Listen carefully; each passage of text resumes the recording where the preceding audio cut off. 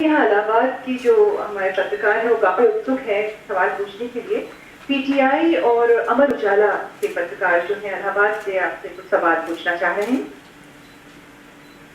जी पूछे। अमिताभ जी का इलाहाबाद के और इलाहाबाद के सराउंडिंग्स के जो जनपद हैं प्रतापगढ़, रायबरेली, भदोही, जौनपुर, यहाँ से जो लोग आए हैं वो अमिताभ जी का बहुत तहे दिल से स्वागत कर रहे हैं और अभिनंदन कर रहे हैं कि आज उन्होंने अपनी कर्मस्थली और जन्मस्थली के बीच ऐसा एक संबंध जोड़ा है और इस देश के महान अभियान की सफलता की शुरुआत अपनी जन्मस्थली से कर रहे हैं। इसके लिए पूरा इलाहाबाद, उसके सरहदी जिलों के पत्रकार और समूचे प्रदेश के पत्रकार आज उनके साथ अपनी भी आहुति देने के लिए तैयार हैं और अपने को गौरवान्वित महसूस कर रहे हैं।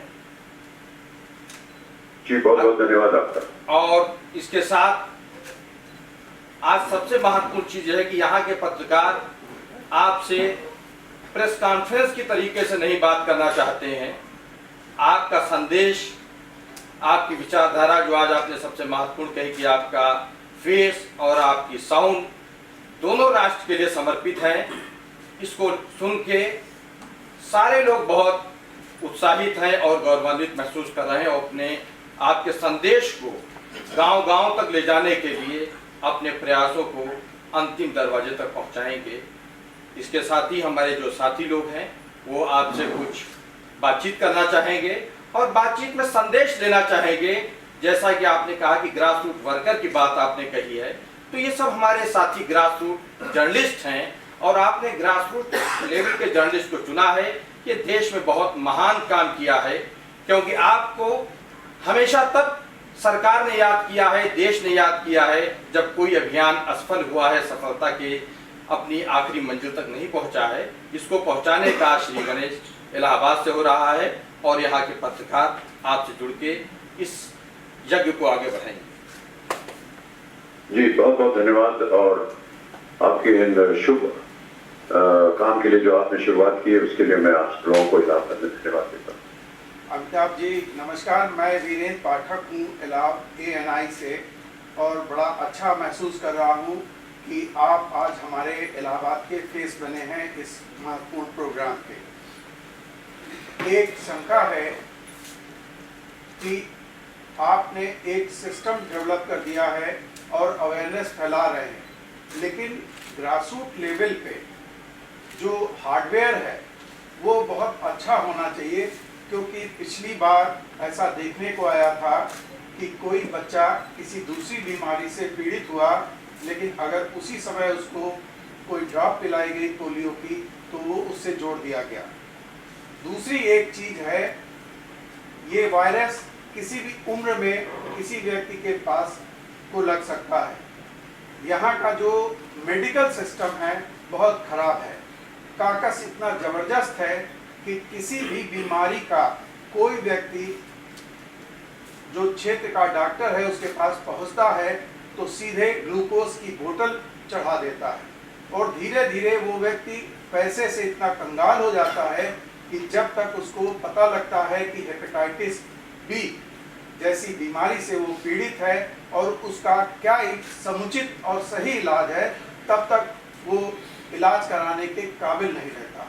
तो ग्राउंड ये जो रियलिटीज़ हैं, ये जो मेडिकल के माफिया और काकस हैं, इनको कैसे तोड़ के, क्योंकि आपका उद्देश्य सामाजिक है और जीवन को बचाने वाला है, लेकिन यहाँ जो ग्रासरूट लेवल पे जो समस्याएं हैं वो इस तरीके से है। मुझे उम्मीद है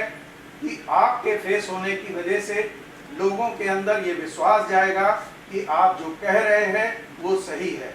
क्योंकि पोलियो जैसे ड्रॉप के लिए पिछली बार ये हुआ था कि अगर बच्चे को ड्रॉप पिलाया गया तो इसको एड्स हो जाएगा या तरह तरह की बीमारी हो जाएगी। तो ये समस्या तो आपके फेस की वजह से दूर हो जाएगी, लेकिन ये जो मेडिकल का काकस है इसको कैसे तोड़ेंगे। और दूसरी चीज, जो सॉफ्टवेयर से या जनजागरूकता से एक अवेयरनेस आ जाएगी, उसको फुलफिल करने के लिए ग्रासरूट लेवल पर क्या तंत्र विकसित किया गया है, ये थोड़ा सा जानकारी दें। जी आपके आपके जो प्रश्न है उसका हमने उसे समझा है और मैं आपको बताना चाहता हूं कि जब भारत देश पोलियो से मुक्त हुआ तो एक कार्यक्रम रखा गया था दिल्ली में, जहां पर उस समय